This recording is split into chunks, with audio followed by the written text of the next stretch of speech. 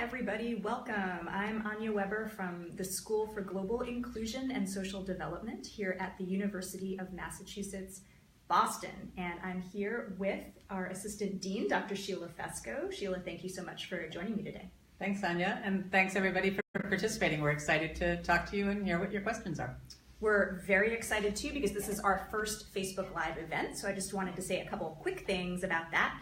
One is that we're going to be taking questions in the chat box throughout the event today. My colleague Caitlin is going to be answering your questions in real time as we go, and we're also going to pause a couple of times to see if there are questions to share with the larger group. So definitely, if anything comes up as you listen to us talk, type the questions in the chat box and we'll be responding.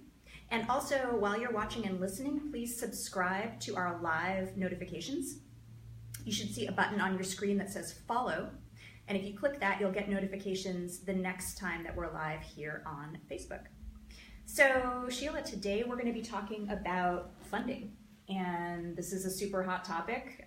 This is one of the main things that prospective students ask us about. Grad school is expensive. It's an investment of time. It's an investment of money. So we want to look at a bunch of different aspects of this issue today. To start off, I'm wondering if you can just tell us a little bit about why our school, the University of Massachusetts Boston, is in general is a good value. Thanks, Anya. And I think this is such an important topic. It mattered a lot to me when I was looking at graduate school and how to pay for that and do that. So I certainly appreciate, it's a variable that students are looking at a lot. The exciting piece for us to be based here at UMass Boston is that because this is the only public institution, your college and graduate program in the Boston area, we're able to offer a wide spectrum of different kinds of programs and also offer them at a more affordable price tuition amount than other private institutions. So on average, tuition per course is about $2,000 at UMass Boston. It varies a little bit. Online courses are a slightly different price, and if students are coming from outside of the state, their tuition is slightly different. But on average, that's about what tuition levels are, which I think is more reasonable than other options. It's also, though, as you said, it's an expense and it's a commitment both in time and money. And so I think the other thing that's exciting about UMass Boston is, as a university system overall, the extent to which we have a very diverse student body. We have a very sophisticated student body as well, particularly within the School for Global Inclusion and Social Development. We have students with a wide variety of different types of backgrounds, educational, work experience, the experiences that they bring into the classroom, and so make for a really rich, exciting opportunity for students. I definitely agree, and another aspect of that diversity that you're talking about is how international our school is. We have students from all over the world, we have faculty members from all over the world, so that's another thing that I really value. Yeah, and I feel like that educational component of it, how that influences the experience in the classroom is a really different opportunity than folks can get sometimes at other places. Mm-hmm. That's true. So I want to talk about, we have 4 different graduate programs at the school. So I want to look at each of them separately and kind of look at funding for each of those programs, funding opportunities in each of those programs separately. So let's start out looking at our master's and our PhD in global inclusion and social development. So we refer to those, because those are long names, as our GISD Masters and GISD PhD. So can you tell us a little bit about how students, what opportunities they have for scholarships and funding in those programs? Sure, and let me give you a little bit of context in terms of the 2 degrees. There's a lot of other information you can get on the website as far as background on the programs, but the focus of those 2 degree programs is really looking at how do we work in community to address the issues of excluded populations. And the nature of the program is it's transdisciplinary, meaning that we look at it from a number of different lenses, but we also look across multiple populations.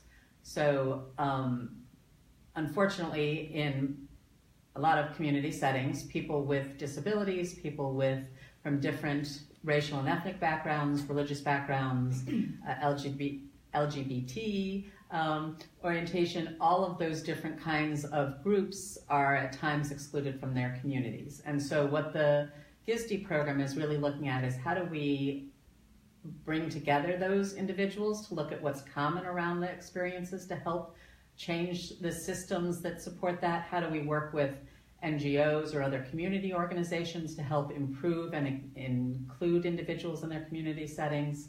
And the doctoral program really looking at issues about how do folks think about policy development, research related to those issues to help really make systems change. So those are the two programs. The options for funding are a little different, and so I'm going to speak a little to the master's program and then I'll speak to the PhD. The master's program, we have a fellowship through the United Way Foundation who supports two master's students to be able to do a fellowship with them, really looking at getting more hands-on experience. It allows students to really look at one of the things United Way is committed to understanding is the extent to which they are working with and supporting diversity within their community. So they're looking for the fellows to do some research and help them really understand their level of impact. And students can get money for tuition support as part of that fellowship opportunity.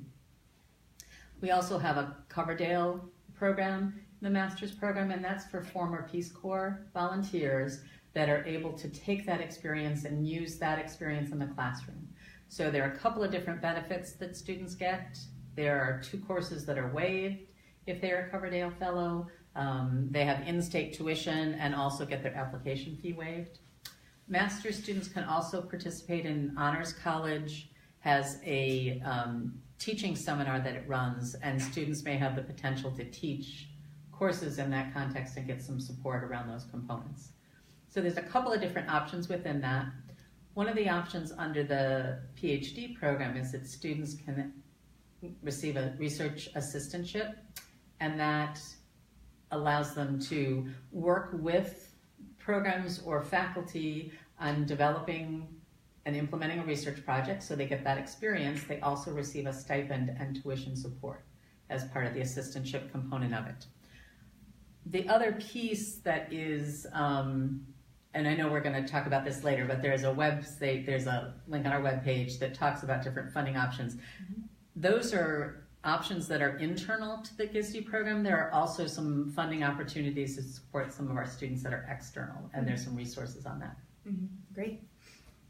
I just want to check in with my colleague Caitlin to see if there are any comments or questions in the chat box to share with the larger group. Thanks, Annie. We don't have any questions at this point. Okay. Then let's move on and let's, just as a reminder, so those 2 programs that Sheila was just talking about, the GISD Masters and GISD PhD, you can learn about those by going to umb.edu/SGISD, umb.edu/SGISD. So let's talk next about our master's degree in rehabilitation counseling. What's that degree all about and what kind of funding is available? This program is actually near and dear to my heart. It's my background in terms of rehab counseling. So this is a master's level program. It prepares students to be able to work with individuals with disabilities in a variety of different kinds of settings. So public vocational rehabilitation, community rehab providers, hospitals, high schools, a variety of different sort of settings. And individuals develop clinical skills so that they can work with individuals with disabilities to help them in doing planning to become more independent. And that could mean employment or education, independent living kinds of skills. It is a program that is accredited through an organization called KCREP, so allows people to be able to become certified rehabilitation counselors. There is a track that also allows students to become a licensed mental health counselor if they were interested in that component as well. So there's a couple of different ways that folks can engage in the rehab counseling program. What's exciting in the rehab program is that we have a grant funded by the Rehab Services Administration.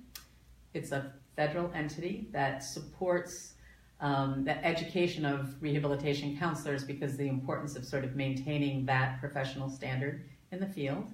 And that at this point, a lot of folks that are working as rehab counselors are at the point where they will be retiring in the next few years. So Rehab Services Administration really looking at how do you bring in trained professionals to be able to take over those roles.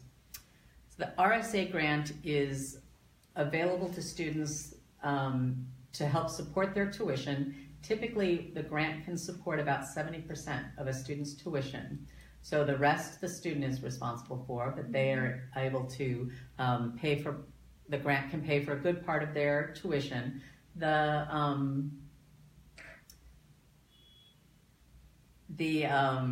requirement in terms of receiving the scholarship is what they call a payback.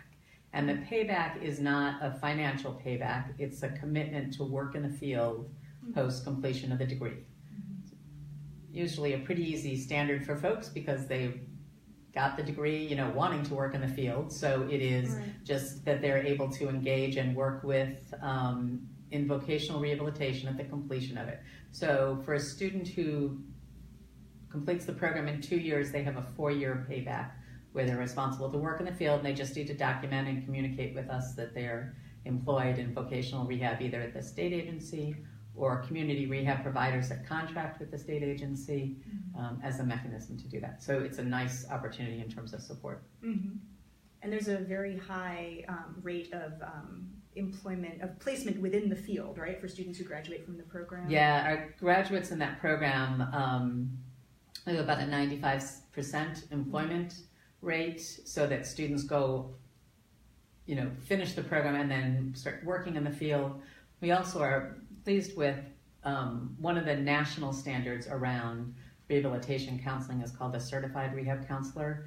And so our pass rate, there's an exam that students need to take at the completion of the program. Our pass rate is 92%.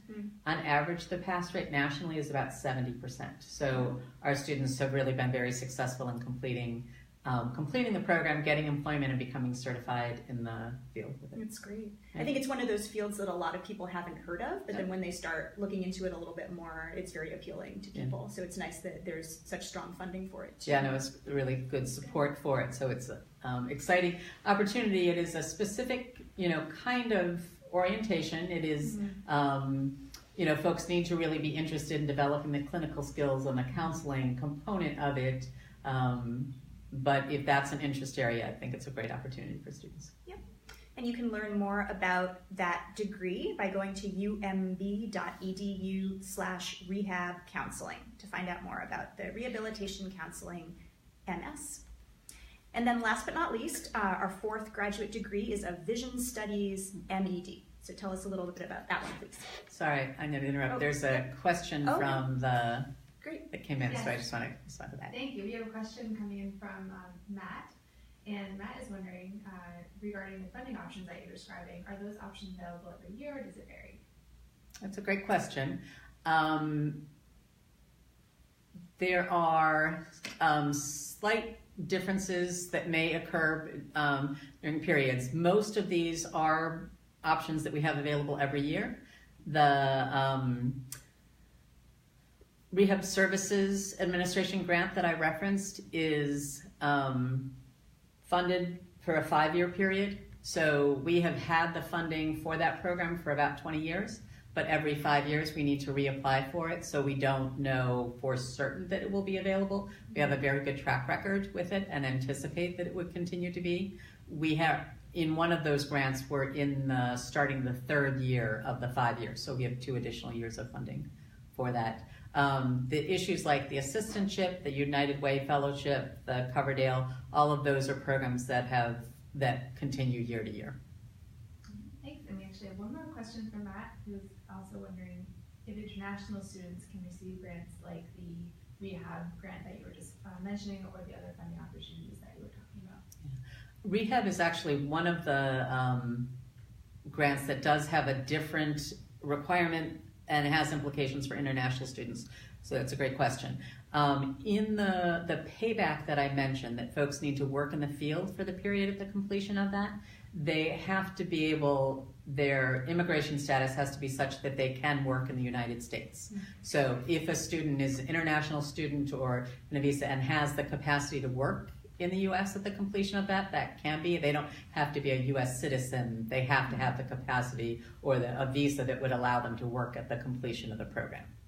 So that is one where international status does have implications. And we could talk in more detail with students if somebody's interested in their specific situation. The other programs are not in any way impacted by the fact that somebody's an international student. As Anya mentioned, particularly in the GISD program, we have a large number of students that are international students and can access the different funding options that we've got. Great. So let's move on and talk about the Vision Studies program. Can you give us just a little background about that one? Sure. There is the other degrees that we offer in the school is a Master's in Education, and it is in Vision Studies. There are 3 different tracks within the Vision Study program. So Orientation and Mobility, Vision Rehab Therapy, and Teachers of the Visual Impairments are the 3 different programs within the Vision Studies component of them. They actually have a similar funding grant that comes through the Department of Education, so that's similar to the Rehab Counseling Grant. And in those grants, there are scholarships available. They actually have 2 grants that they're working with, one of which is has 1 additional year, but then they've also just received one that is a new one, so that it's got 5 years. So in terms of the trajectory or availability of those funds, that's pretty stable. The mechanism in terms of the Vision Studies funding is a little bit different than Rehab Counseling. The Vision Studies pays the majority of the tuition for a student. Each student is responsible for about $400 per course that they pay for the part of it. And then the Vision Grant pays the other component of it. There is a similar requirement in terms of being able to, a commitment to working in the field at the completion of the folks' education with that. But and again, you know, generally speaking, folks have a specific interest in vision. That's why they're pursuing the degree, so the capacity to work in the field is not a significant challenge, but that's part of what gets folks engaged and sort of interested in the process. And that field of Vision Studies is another one that I think a lot of people have never heard of, aren't familiar with, but then they realize when they start looking into it that there's actually a huge demand for qualified vision professionals. Yeah, part of the thing that we talk about in relation to the Vision Studies is that it's considered a low incidence population, meaning that there's not a huge number of people with visual impairments, and so the teaching component of it compared to other types of educational opportunities is different. But because that is lower incidence, the number of people that are trained and have that expertise is you know, this isn't part of general education or teacher preparation that teachers have. And so having that kind of specialization, there's a very significant demand for teachers who are able to do that kind of work. Absolutely.